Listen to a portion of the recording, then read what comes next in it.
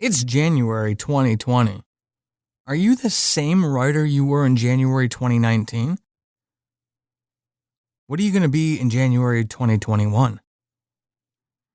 Let's talk about that this episode 117 of Horrible Writing. That will never work. You can't fuck with us. Seriously? Don't. Oh my God, that's other things you can do. That's bad. You probably should find other hobbies. You ever learn to stop? Stop. Be happy. You don't. Don't bother me. I've seen better people. Do you really want to do that? And my third grade, get up.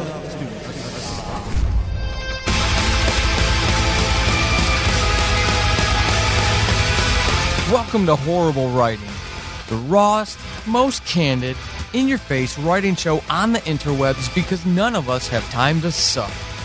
Let's do this. Hey everybody, Paul Sadane, your host for Horrible Writing. I hope this finds you well. So, again, second episode of the month, the last one of the month, because we're going to this new schedule of just 2 releases per month instead of weekly.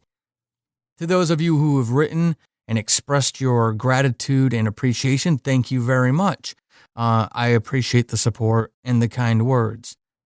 But it's still a decision I'm sticking by.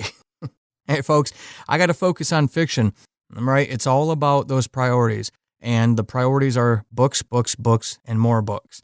Got to get them out because guess what? Unemployment doesn't last forever if you live in America because we've got a great system set up here. So I'm either going to be stocking shelves over at Wally World or going to try my hand at books, and guess which one I'm going to, at least for now, try.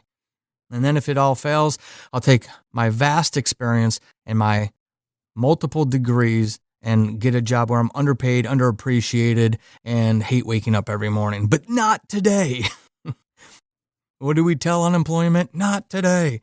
The Game of Thrones fans will get that. If you're not a Game of Thrones fan, you'll never understand what in the world I just did. All right. So in the Horrible Writing writer support group over on Facebook, if you're not there, why? We've got voice actors. We've got book cover designers now. We have amazing people in that group, in addition to the authors and aspiring authors in that group. That's the one place to be.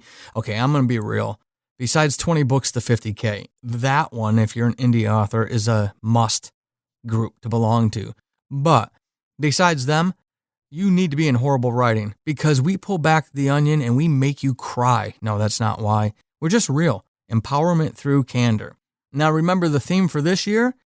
Perfect 2020 writing vision. We have to be working on it, on our SMART goals. Remember, SMART. Go Google it, SMART goals. And we've got to develop those. We've got to start holding ourselves accountable. We've got to stop saying, I'm tired. I'm too tired to write after work. Then get up earlier. I'm not a morning person. So what? The book's not going to write itself, so pick one.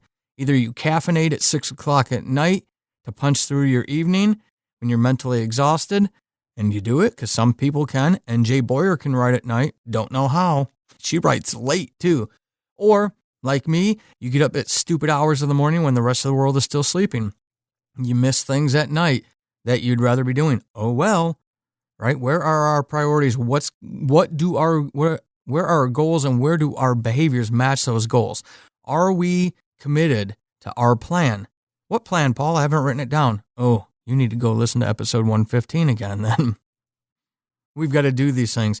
So in that group, I asked everybody last month, are you the same writer today as you were last year at this time? And I want to share some of their stories. I want you to know that you're not alone. This ain't easy, folks. It's in solitude. Just you and all those damn voices in your head. Your friends think it's stupid. You need to get a real job. Your spouse thinks it's stupid and you need to get a real job. Your parents tell you to grow up. Stop being a dreamer. These are things that are said to creatives because people don't get it. It's not that they're not creative. Everybody's creative. It manifests itself in different ways, but everybody is creative. The thing is they're afraid. They were beaten and choked by fear, and they don't want to do it.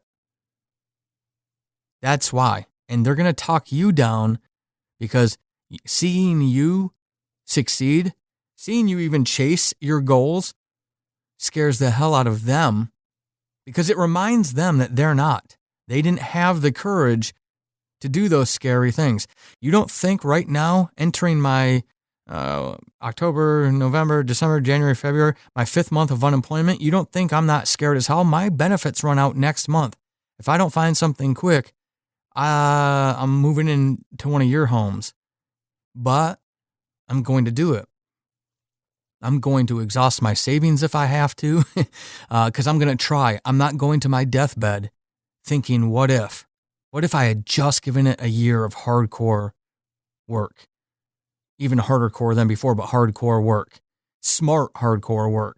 So I've been taking classes. I've been reading books on marketing and writing to market and newsletters and things like this. I'm not going to be different. Growth is inevitable. I'm not going to be the same, I should say. Growth is inevitable, right? You aren't the same as you were last year. You're not going to be the same next year. I want to make sure that you're not one of those tragedies, that you're not one of the stories that we hear of somebody who was working on a book and then they fell away. The book is sitting in the hard drive somewhere, I think. Maybe it's on a thumb drive. Not anybody in this family. That's not what I want for you all. But one of the dangers about goal setting that I pushed you so hard on in episode 115, one of the dangers is if we don't carefully plot out our goals, we can overwhelm ourselves with being unfair to ourselves. We can set unrealistic goals that we're not going to be able to reach, or conditions may shift and we didn't make goals flexible enough that we couldn't meet them and still keep plugging along. If you're burned out on your writing, that's because you didn't set goals that were smart goals. You thought at the time they were, but if you've stopped writing, if you're taking a break from writing, that's because your goals didn't align correctly. They were not the right goals for you. They were at that time. No, they weren't, or you wouldn't have stopped writing. You pushed yourself too hard. You worked too hard. You lost the balance. And look, folks, I ain't perfect. Do the same thing. The same thing. Right? I'm no different. So I'm speaking from experience and hopefully helping those of you in the horrible writing family. Now, I want to share some other stories of those authors who were kind enough, authors and writers who were kind enough to share their examples in the group. Seriously, this is the kind of stuff that happens in that group. Why are you not there yet? Ruth Ducharme was talking about in January, I was still saying this year I'm going to publish my novel. 3 novels, 1 novella under my belt this year, and tons of learning and experiences in my first year as an author. How awesome is that? Anya Wilson talks about editing, writing, and business skills have gone up, leading to more sales, clients, and opportunities. Listen to what Anya says. I'm the writer January me dreamed about. Epic, right? Author Nicole Rain. Definitely not. I was simply a writer back then. Now I'm a published author. I also wasn't as focused. I knew I was going to publish, but hadn't set any concrete goals. Oh, ding, ding, ding. We have writers like Julia Maupin saying no. Now I have 2, air quotes, real job, and I'm finding it difficult to make time to write. You all know those tips, tools, and tactics I've shared over 4 seasons of this show now. This is when those have got to be kicked in. You keep your 2020 writing vision perfect, and you'll be able to adjust to things like that. Anthony Keller talked about adopted the use of outlines, but I've slowed in my writing throughout the year. 2020 is going to be my year, though. I'm going to hold him to that. And Beto Radosevich says, no, I'm tireder. Beto is quite the personality, by the way, in that group. Becky Lawson talks about, no, I published a story that took me to a very dark place as a writer. I actually scared myself writing it. While I never want to go there again in my writing, I know I can if the muse calls for that. Look at that personal growth, that personal insight, that introspection. It takes her game to another level now because she's done that. Kelly Bletchertask says, no, I think I've gotten much better about prioritizing my writing schedule. I think I've also gotten much better about finishing, capital letters, novels. And even though they need edited, I don't feel the overwhelming need to keep going back and tweaking to add and remove. I'm moving much more to a plantser, not abandoning the pantser ways entirely, but not plotting anything to death. I feel like I'm comfortable with what I've written as a whole for the first time. I've written 2 complete 80 to 110,000 word novels since November of 2018, in the faster pace ever before, and she thanks AC Ward and the Mastermind Group for the passion and keeping her moving forward. Speaking of AC Ward, she says, I look back on last year's high level of goals and wondered who that person was. For instance, one goal was posting in a writer's group once a month. I must have been such a lurker last year. It's amazing to look back and realize how far I've grown. How awesome is that? I agree with Kelly. Having others that treat my writing seriously has made a huge difference. And then I'm going to end with author M.K. Chesser, who has been interviewed on this show before. I have, but not in the ways I thought I would. I started out thinking I was headed in one direction and have now veered in another, and I believe a more healthy direction. I like being more involved here, learning with no judgment, and I can say the decision to jump in more fully has been a huge benefit. Folks, those aren't lies. Those aren't fabrications. Those aren't things I asked people to put in the group. I didn't ask them to do that. They did that of their own accord in their desire to be part of the group, the part of the discussion, to lean on that writer community that is so, so important. To have those different voices, right? Those things are so critical. If you're answering me and you're saying, yes, Paul, I am the same writer I was in January 2019, we need to have a conversation. Staying stagnant means you haven't grown, if you answered that way.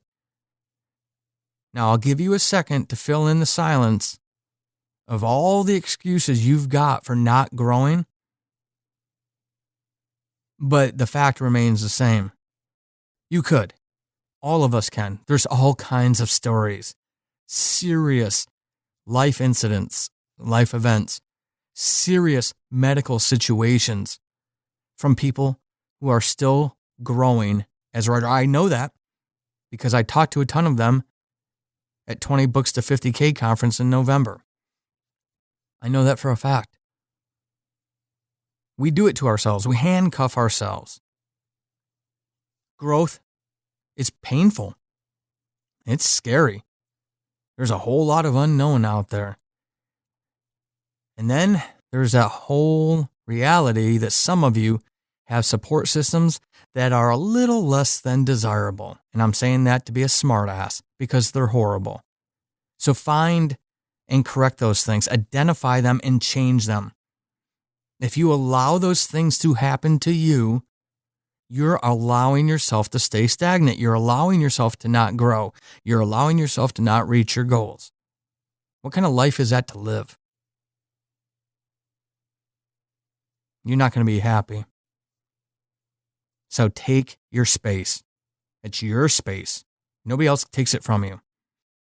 And get serious about perfecting your 2020 writing vision. And keep being epic. Transcription by Renzi Lee over at Renzi Lee Freelancing. For fast turnaround times on content writing, transcription, and editing services, email Renzi at renzileefreelancing@gmail.com.